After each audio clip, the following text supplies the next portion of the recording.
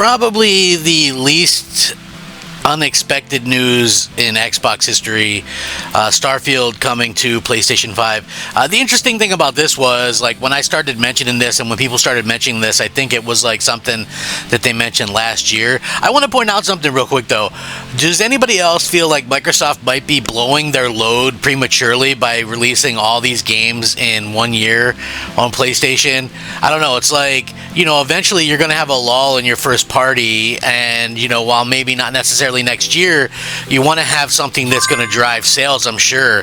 And I don't think, Fable is going to do huge numbers on PlayStation. I'm not sure what else they have planned, like State of Decay 3 or whatever. I don't think those games are Perfect Dark. Those games aren't going to be huge sellers on PlayStation, so you might want to save some of your big sellers for a lull in your own first party content, because you're not going to have something every single time that's going to be like a banger. And again, I always find it extremely funny because Microsoft always thinks that everything is Call of Duty, and so hey, it's going to be the next Call of Duty. But anyway, I want to get into this.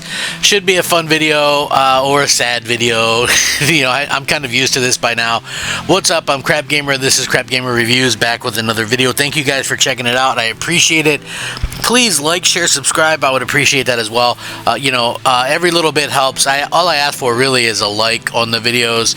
If you want to subscribe, that's great. I do daily gaming content. I try to be fun yet informative. So if you guys are looking for that, look no further. That's me. Now, what's interesting about this is, at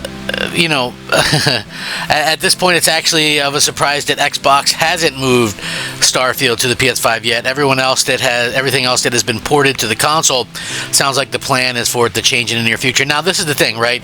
People are like, well, why didn't Microsoft release the game on PlayStation when it was rumored before?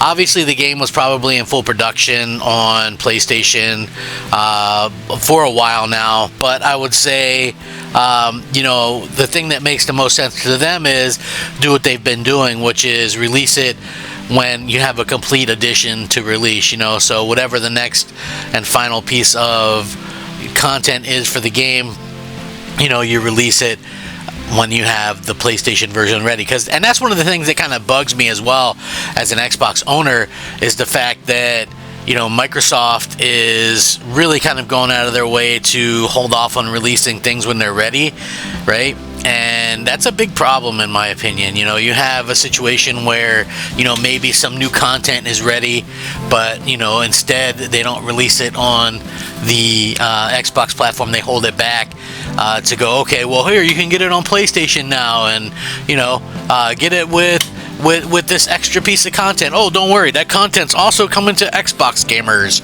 You know what I mean? It's sort of an afterthought type situation. But anyway, according to this, the person who heavily leaked the Oblivion remastered, Microsoft announced Starfield to PS5 very soon. The insider doesn't say when the actual game will release this year, though. Just that the announcement should arrive before year ends. Someone says, I thought Starfield with Shattered Space was coming to PlayStation. Did a timeline change or get canceled? He responded, Starfield is coming to PS5 and intent should be announced this year. It's just a matter of when will the announcement happen. Went on to say that expect the gap between announcement and release to be minimal, so if the port is revealed sometime this year, it's likely it will follow up shortly after.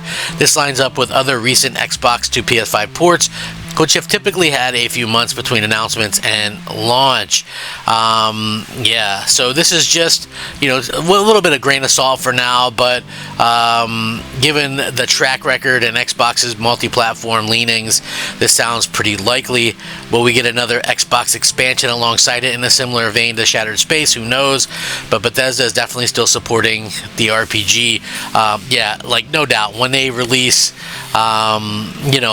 something like this, it's definitely going to have an extra piece of content on it for PlayStation owners. That way they can charge full price, right? Let's just be real. That's what it's all about. Like, at the end of the day, Microsoft, I'm not sure how that Microsoft actually feels themselves about Game Pass, right? I don't know if it makes money, if it's lost money, if it, whatever the case may be. But what I do know is that At the end of the day, Microsoft likes to make that money from sales. You know what I mean? So it must be nice for them. I mean, if you think about it, Game Pass has been around for how long? 8 years. And we know that it cuts into sales of games. And so, you know, it's like when the games are expensive to make. So let's just say you have 20 million Game Pass subscribers, right? And this new game that costs $300 million to make comes out. Let's say that doesn't translate to any new Game Pass subscribers. You're getting that same amount of money that you've been getting, but you're releasing this game that costs $300 million. Right? Where, however, if you release that and it's a smash hit on PlayStation, you know, and it sells millions, you're getting hundreds of millions of dollars right back at you. I mean, this is how gaming usually works. So, you know, it's not a surprise that Microsoft is loving the idea that, you know, PlayStation is doing that. And let's just be honest, you know, look, I'm being real about this. This might be one of my least favorite generations as a gamer. Yeah, I get it. I'm getting older. We're all getting older. But to me, it just feels like such a bad time because, to be clear, Xbox has you know, they've crapped the bed. They launched with no games. They went a full year in 2022 with 0 AAA first-party exclusives. Then they switched and pivoted and started doing, you know, multi-platform releases. PlayStation, who were doing amazing single-player games to end the PS4 generation, have completely crapped the bed. You know, their releases are few and far between. They started doing and focusing on games as a service.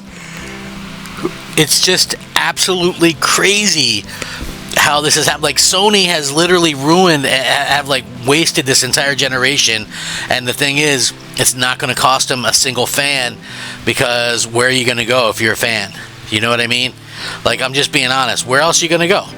You know, you're going to go to Xbox? Like, Xbox isn't going to be around for very much longer.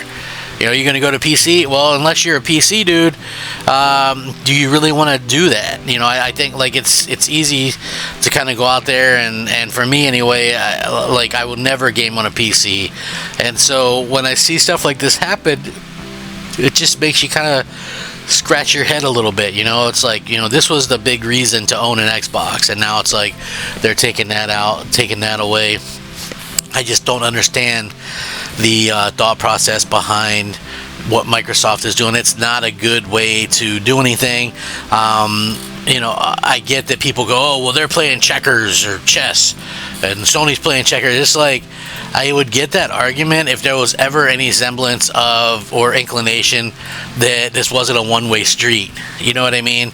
It's like, it's easy to say that that's the case, but if Microsoft were the ones with, you know, 80 million consoles sold right now, I highly doubt they'd be putting their games on PlayStation, because they'd be selling a shit ton of games on their own console, and they would probably have way more subscribers to Game Pass and things like that, because the more consoles you sell, the more subscribers you can get, you know? So yeah, it's really kind of comes down to that. You know, it's a, you know, listen, I think Starfield's a good game. You know, it'll probably be one of those games that actually does relatively well on PlayStation. You know, it's just it's one of those things where I think if Microsoft could have been steadfast and actually garnering exclusive games, they could have been so much more farther ahead of where they're at. But because they know, everybody knows that every game they have is going to come to PlayStation, people aren't going to, you know, go out and buy an Xbox for that, or worry about Game Pass, or even playing it on PC or whatever, because they're just going to wait for it to come to PlayStation.